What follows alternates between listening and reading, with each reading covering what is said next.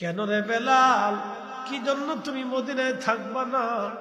আবু বকর ডাক দেয়া, বেলাল ডাক দেখ, আবু বকর রে, তোমরা নবীর স্মৃতি বিজড়িত স্থান রওজা দেখলে সহ্য করতে পারো, আমি বেলাল যখন ওই দিকে তাক আমার কলিজা ফেটে যায়, আমার সহ্য হয় না রে আবু বকর, বিদায় দাও, আমি শুধু সিরিয়াতে চলে যাব। হযরত আবু বকরের কাছ থেকে বিদায় নিয়ে চলে গেলেন।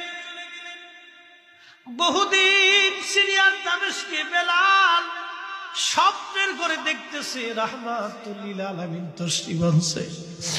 ডাক দেয়া কয়, বেলাল তুমি আমার সঙ্গে কেমন জুলুম শুরু করছো বলো, আমার জিয়ারতে কেন আসো না?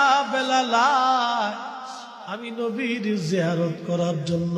আর চিৎকার মেরে জোরে বলেন না, ইয়া রাসূলুল্লাহ, হাই হাই হাই, নবী ডাকতে গেছে একজন আশিক রে বেলাল, ও বেলাল আমার জিয়ারতে। আল্লাহর নবীকে এমন পাগল করছিল বেলাল ভালোবাসা দিয়ে, আল্লাহর নবী মদিনায় থেকে তাকে ডাকতে গেছে, বেলাল আমার জিয়ারতে কেন আসো না? আমি নবীর জিয়ারতে কেন তুমি বসো না? বেলাল আমার সাথে কেন জুলুম করতেছ? বেলাল ইমাম তাকিউদ্দিন সুফিয়া শিফাউস সাকামের মধ্যে লেখলেন, বেলাল পাগলের মতো হইয়া সিরিয়া থেকে রওনা করছে। রওজা শরীফে যখন আসছে, কাঠের জালি দিয়ে রওজা মোবারক ঘিরে রাখা ছিল।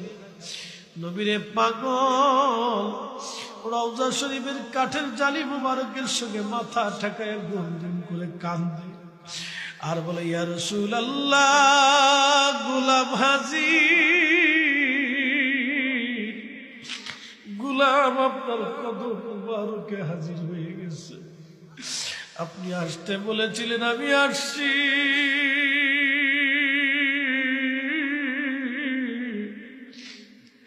আপনি আসতে বলেছিলেন, আমি গোলাম হাজির হয়ে গেছি। আল্লাহ রাসূল বলেছেন, মান যারা কবরি ওয়াজাবাত লাহু শাফাআতি ইয়াউমাল কিয়ামা, দুনিয়াতে যে আমার জিয়ারতে আসলো, কিয়ামতের মাঠে তার জন্য সুপারিশ করা আমার জন্য দায়িত্ব হয়। আমি নবীর জন্য ওয়াজিব হয়ে যাই। দুনিয়াতে যে আমি নবীর জিয়ারতে আসলো, কিয়ামতের মাঠে তার জন্য সুপারিশ করা আমার জন্য কর্তব্য হয়। আমি নবীর জন্য ওয়াজিব হয়ে যায়। যুগে যুগে কত নবীর আশিক সুদূর মদিনায় গেছে আমার নবীর জিয়ারত করার জন্য, নবীর কদমে হাজিরা দেওয়ার জন্য। এখনো বহু হাজি মদিনায় গেলে রওজা শরীফ দেখার সঙ্গে সঙ্গে চোখের পানি ফেলে ফেলে কাঁদে। মদিনার থেকে আসার সময় হাজিরা কান্দে।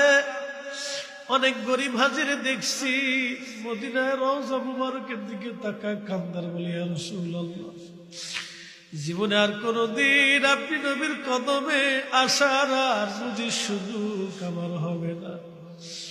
কাঁদতে থাকে। মদিনার থেকে বিদায় নেওয়ার সময় অনেক হাজি স্থির থাকতে পারে না, পাগলের মতো কাঁদতে থাকে, স্থির থাকতে পারে না। নবীর জমানায় এমন একজন সাহাবী, যিনি এরকম পিঠের চামড়া দিয়েছিলেন, এক আর দুই দিন না, মাসের পর মাস, মাসের পর মাস তাকে অত্যাচার করা হয়েছিল।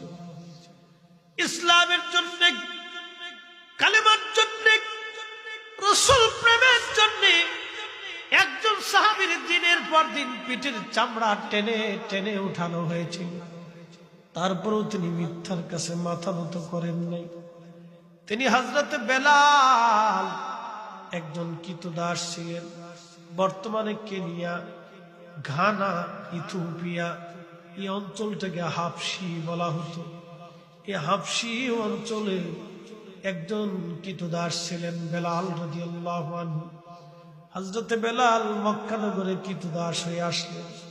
আহা, একেবারে নিগ্রো কালো, সমাজে 4 পয়সাও তাদের কোনো মূল্য ছিল না। কৃতদাসদের কোনো দামই ছিল না, তাদের জীবনের কোনো মূল্য ছিল না। আল্লাহর নবীর দরজায় যায় বেলাল কালেমা পড়লেন। কালেমা তো পড়লেন বটে, কিন্তু কালেমার বদলা এতই কঠিন ছিল। বেলালের মনিব বেলালকে বলল, বেলাল কালেমা সা। বেলাল বলল, মনিব জীবন দিতে পারবো, কিন্তু ঈমান দিতে পারবো না। নবীর আশিক উমাইয়া এত পরিমাণে তার অত্যাচার করেছিল, বর্ণনার ভিতরে আসে তারিখের মধ্যে গলার মধ্যে রশি বেঁধে বেলালকে মক্কার অলি গলি দিয়ে টানা হতো, পাথুরি রাস্তা। যারা মক্কায় গেছেন তারা জানেন মক্কার রাস্তাগুলি কেমন পাথুরি বালুময়। প্রচন্ড গরমে এইভাবে টানা হতো, শরীরের চামড়াগুলি ফুসকা পড়ে পড়ে ছিঁড়ে ছিঁড়ে ঘা বের হয়ে রক্ত ঝরত। ওই অবস্থায় বেলালকে চাবুক দিয়ে পিটানো হতো। কঠিন অত্যাচারে বেলাল অজ্ঞান হয়ে পড়ে যাইতেন। হুর যখন ফিরে আসতে একটা জিকির সব সময় করত, আহাদ আহাদ, আল্লাহ এক, আল্লাহ এক, আল্লাহ এক, আল্লাহ এক। কুল হুয়াল্লাহু আহাদ, আল্লাহুস সামাদ, লাম ইয়ালিদ ওয়া লাম ইউলাদ ওয়া লাম ইয়াকুল লাহু কুফুয়ান আহাদ। বলো আল্লাহ এক। বেলালের জবান থেকে একটা আওয়াজ, আল্লাহ এক, আল্লাহ এক, আল্লাহ এক। আল্লাহর কোনো শরীক নেই। আল্লাহ বলেন, আবুদুল্লাহ, তোমরা আমি আল্লাহর ইবাদত করো, আলা তুশরিকু বিহি শাইআ, আমি আল্লাহর সাথে কাউকে শরীক করবে না। তোমরা শিরিক করবে না, শিরিক করবে না আমি আল্লাহর সাথে। হযরত বেলালের পিঠের চামড়াগুলি উঠিয়ে ফেলা হলো, পিটাইয়া পিটাইয়া শরীরের মধ্যে ঘা হয়ে যাইত। ওই ঘায়ের মধ্যে বেলালকে মারা হতো। আহা, কোনো ওষুধ লাগানো হতো না, ডাক্তার দেখানো হতো না। ওইভাবে ব্যথায় ব্যথায় সারা রাত্র জর্জরিত হয়ে বেলাল দুম হয়ে অজ্ঞান হয়ে পড়ে থাকত। সেবা করার মতো কেউ ছিল। ক্ষুধা তৃষ্ণায় বেলালের রাত পার হয়ে গেছে। দিনের পর দিন এইভাবে কোনোদিন খাবার দিত, কোনোদিন না খাবার দিত। বেঁচে বেঁচে মরে মরে, বেঁচে বেঁচে মরে মরে বেলাল কোন রকম জীবন নিয়ে বেঁচে থাকত। আবার একটু সুস্থ হলে আবার তাকে অত্যাচার করা হতো। একটাই, বেলাল কালেমা ছেড়ে দাও, জীবন বেঁচে যাবে। হযরত বেলাল বলতেন, কুফাররা, আমার জীবন চলে যাবে কিন্তু ঈমান যাবে না, ঈমান যাবে না। চিৎকার মেরে বলেন না ইয়া রাসূলুল্লাহ। বেলালের মতো আশিক যদি আমরা হইতাম, বেলালের মতো আশিক যদি আমরা হইতাম, এ দুনিয়ায় নবীর দেখা পাইতাম, দুনিয়ায় নবীর দেখা পাইতাম।